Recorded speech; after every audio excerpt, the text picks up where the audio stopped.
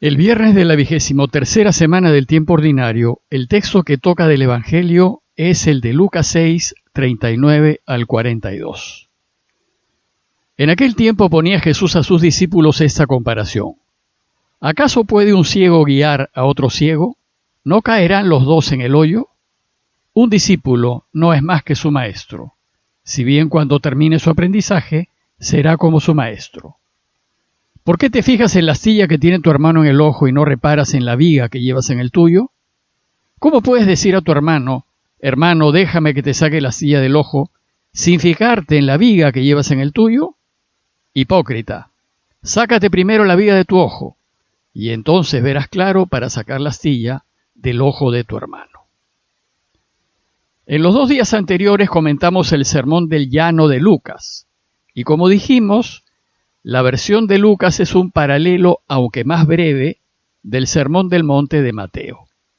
Y esto se debe a que mientras que Mateo se dirige a un público judío, es decir, a cristianos convertidos del judaísmo que conocían muy bien la ley de Moisés, Lucas se dirige a cristianos que vienen del paganismo y que no están familiarizados con las leyes judías.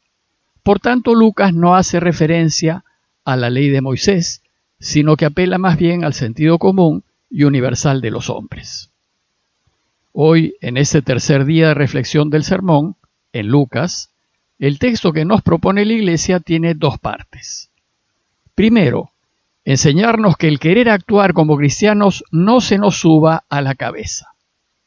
Y segundo, que si queremos actuar como cristianos no debemos emitir juicios ligeros. Veamos la primera parte. Que el querer actuar como cristianos no nos envanezca. La reflexión de ayer terminó con una invitación a actuar como cristianos, a hacer como Jesús quiere que hagamos, a tener de modelo a Dios. Y el Evangelio nos invitó a ser compasivos como el Padre es compasivo. Si seguimos los consejos de Jesús, su camino nos debe llevar a la santidad y a la felicidad. Y ojalá todos podamos seguir a Jesús de manera que todos lleguemos a vivir una vida feliz. Sin embargo, recién al final de nuestras vidas sabremos si hemos alcanzado la santidad. Pues nadie es declarado santo en vida, sino después de morir. Por eso dice Jesús en el texto de hoy, el discípulo, cuando termine su aprendizaje, es decir, al final de su vida, será como su maestro.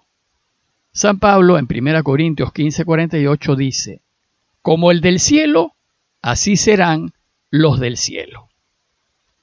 El problema es que durante la vida terrena podemos caer en la tentación de la santidad y de la sabiduría. Y esa es la tentación de creernos buenos y de pensar que siempre tenemos la razón.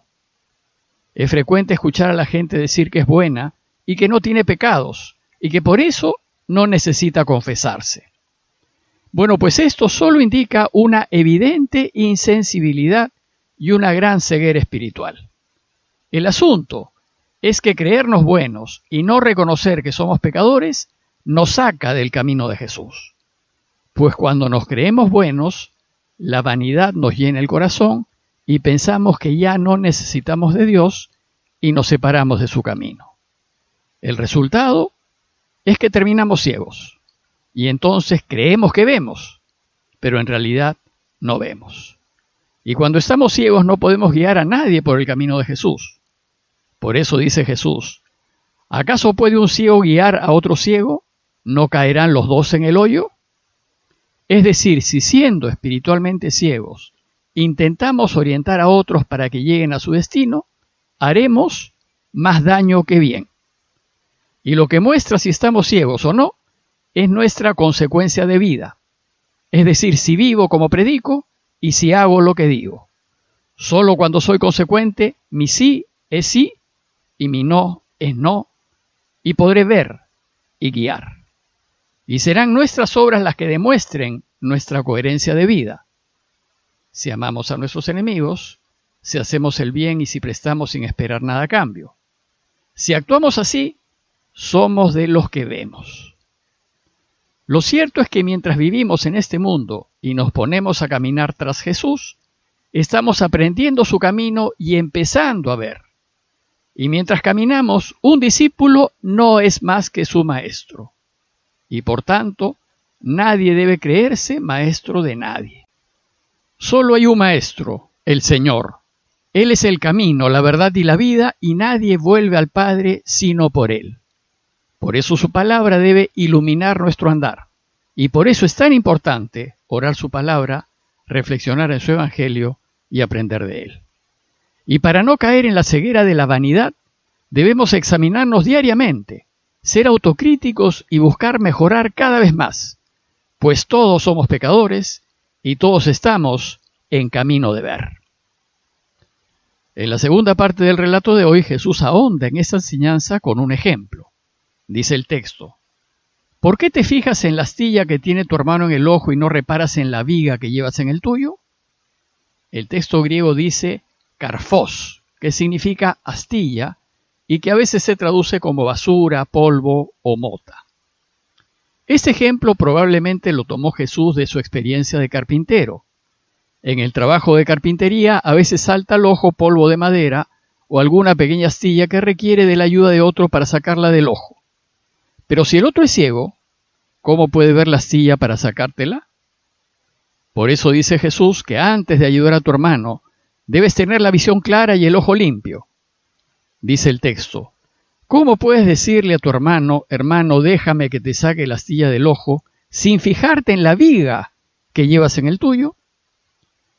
Esta segunda parte tiene una clara relación con la primera, pues si eres un guía ciego, ¿cómo puedes guiar? Y si tienes una viga en tu ojo que te impide ver, ¿cómo puedes pretender sacar la astilla del ojo de tu hermano? Es decir, ¿cómo vas a guiar a alguien por el camino de Dios si tú mismo no sabes por dónde va el camino?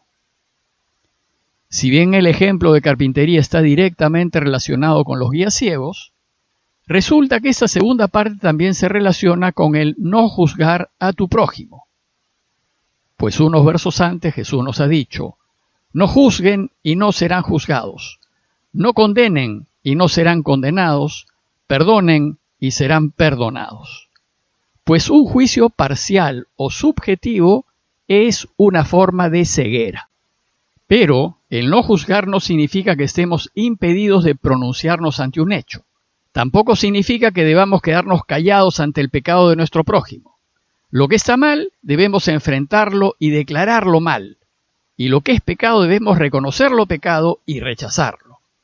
No debemos permitir la mala conducta, ni dentro ni fuera de la iglesia.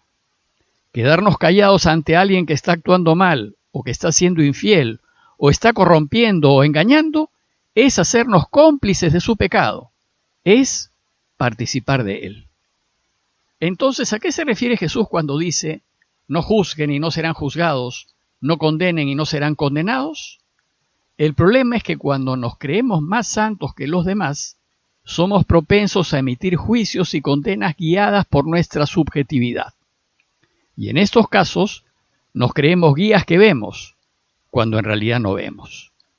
Y al perder objetividad caemos en el chisme, en prejuicios y pareceres, en críticas y hasta en difamaciones que solamente hacen daño.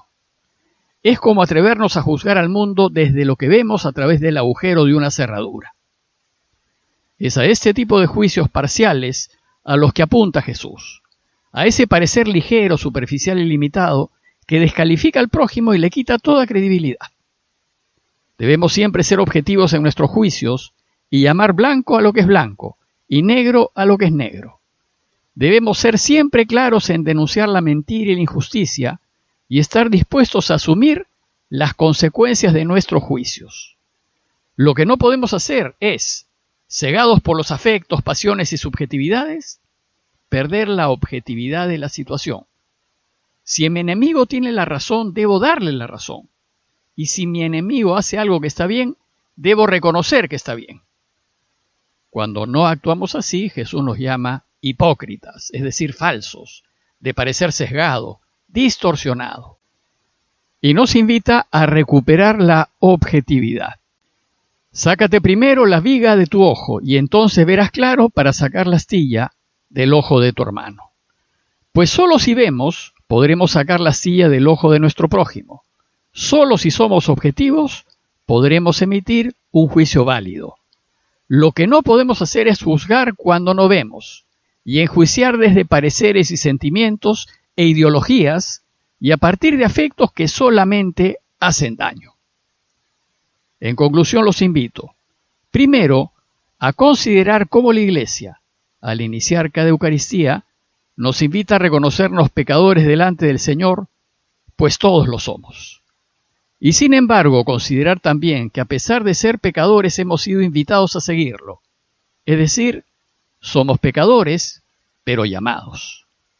Y segundo, considerar que si somos pecadores, debemos ser muy cuidadosos antes de emitir un juicio, evitando siempre la difamación y todo lo que sea chismes y críticas ligeras, que ello ciertamente no ayuda a que el mundo sea mejor. Pidámosle al Señor que nos limpie el corazón para que seamos capaces de ver con sus ojos, para que tengamos el valor de llamar al pan pan y al vino vino, y para que nunca nos pronunciemos sobre algo que no sea objetivo ni cierto. Parroquia de Fátima, Miraflores, Lima.